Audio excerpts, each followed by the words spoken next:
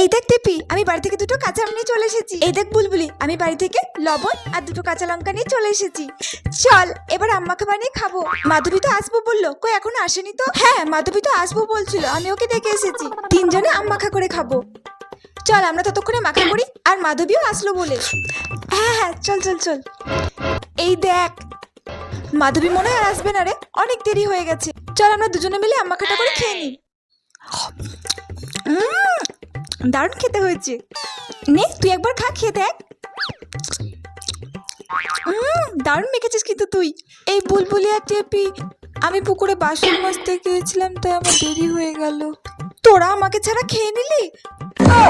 এত স্বার্থপর তোরা। না না, তোর জন্য অনেকক্ষণ বসেছিলাম রে। এই দেখ তোর জন্য কতটা রেখে দিয়েছি, নে খা। না থাক, তোদের সাথে আরি, তোদের সাথে আর কোনোদিনও কথা বলবো না। না না, তোর জন্য অনেকটা রেখেছি। এই নে। মা ঠিকই বলে তোদের সাথে না খেলতে, একদম কথা বলবি না আমার সাথে।